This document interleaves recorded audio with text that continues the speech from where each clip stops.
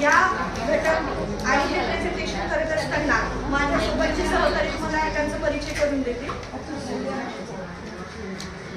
मी शिरीन मिर्झा. माझ्या शाळेचे नाव आहे सर सय्यद मराठी प्राथमिक शाळा. मी सीमा विजय कने. माझ्या शाळेचं नाव आहे CSMC स्कूल मेटमेटा. माझे नाव आहे सय्यदा शाहीद. माझ्या शाळेचं नाव आहे सर सय्यद मराठी प्राथमिक शाळा. माझं नाव दर्शना कुवर. माझ्या शाळेचं नाव आदर्श विद्या मंदिर बेगमपुरा.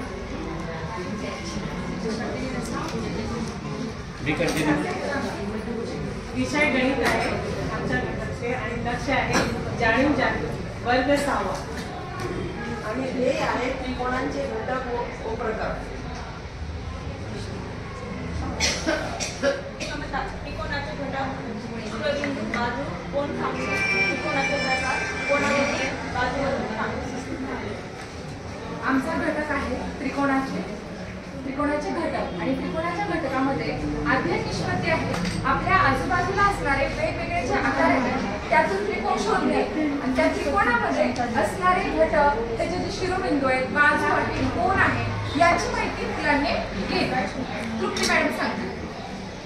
गणित हा शिकवत असताना आपल्याला माहितीच आहे की आपण त्यांना अध्ययन अनुभव सगळ्यात पहिले आपल्या परिसरात ज्या उपलब्ध साहित्य आहे आपण त्याचा उपयोग करतो. जसं वर्गात गेल्याबरोबर फॅन असेल, पंखा असेल, दरवाजा असेल, खिडकी असेल.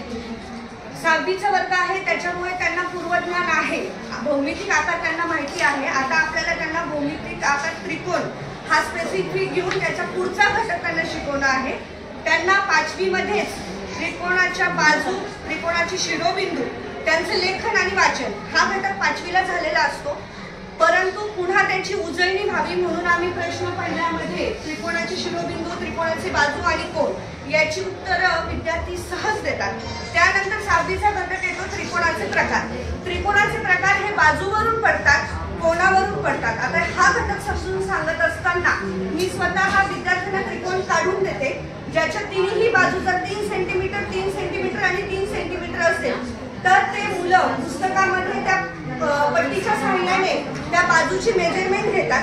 जेव्हा मेजरमेंट घेतात तेव्हा त्यांना लक्षात येतं की ह्या त्रिकोण ABC मध्ये तिन्ही बाजू 3 आहे. मग ते सांगतात आपल्याला की मॅडम याच्या तिन्ही बाजू सारख्याच आहे. मग आपण त्यांना समजून सांगायचं की जेव्हा त्रिकोणाच्या तिन्ही बाजू सारख्याच असतात तेव्हा ते समभुज त्रिकोण होतात. जेव्हा त्रिकोणाच्या 2 बाजू सारख्या असतात आणि एक बाजू वेगळी असते तेव्हा त्या समद्विभुज त्रिकोण होतात. आणि जेव्हा त्रिकोणाची तिन्ही बाजू ह्या वेगवेगळ्या असतात तेव्हा तो विषमभुज त्रिकोण होतो. हे समजून सांगायला आपली 1 तासिका त्याच्यामध्ये जाते जेव्हा ते बाजूवरून प्रकार सांगतात. त्यानंतर कोणावरून प्रकार सांगत असताना विद्यार्थ्यांना विशाल कोन, लघु कोन आणि काटकोन फक्त कोन माहीत असतात पण त्रिकोणाचे प्रकार माहीत नसतात. जेव्हा त्यांना कोन माहीत असतात की 90 अंशाचा कोन हा काटकोन असतो, 90 पेक्षा मोठा कोन हा विशाल कोन असतो आणि 90 पेक्षा लहान कोन हा लघु कोन असतो, तेव्हाही ते पुढचे प्रकार सहजरित्या समजून घेतात आणि प्रत्यक्ष वहीमध्ये काढतात सुद्धा. यावरून आम्ही जे प्रश्न तयार केलेले आहेत. प्रश्न पहिला आहे रिकाम्या जागी एवढे शब्द लिहा, ज्यावर ज्ञानावर आधारित प्रश्न आहे की मुलं पटकन त्याची उत्तरं देतील आणि सगळ्यांचं उत्तर एकच असणार आहे. प्रश्न पहिला, त्रिकोणाला आणि शांत राहा कारण की ताप प्रभावी होत नाही. मग डॅश डॅश शिरोबिंदू आहे. दुसरा जो प्रश्न आम्ही घेतलेला आहे त्याच्यामध्ये त्रिकोणाचे कोणावरून प्रकार आम्ही विद्यार्थ्यांना पटकन ओळखता येतील असे सांगितलेले. इथे विद्यार्थी थोडासा विचार करतो कारण इथे ब गटामध्ये आपण त्यांना कोन दिलेले 70 अंशाचा कोन, 90 अंशाचा कोन आणि 120 अंशाचा कोन. जेव्हा ते निरीक्षण करतात, विचार करतात आणि नंतर ते जोडा लावतात. त्याच्यानंतर खाली पुन्हा बाजूवरून प्रकार सांगितलेले आहेत आपण. त्यानंतर याच्यामध्ये गणिताच्या घटकामध्ये आपण नवीन प्रश्न टाकू शकतो की जसं रोहन आहे, एक आकृती दाखवायची, त्याचं घर आणि घरापासून शाळेचं अंतर.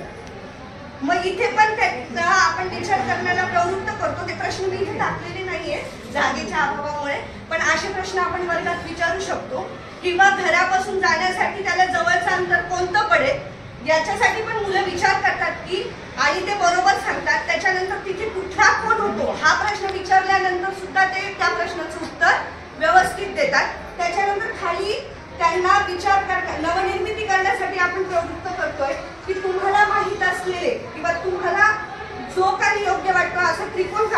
आणि त्याचे तुम्ही प्रकार सांगा.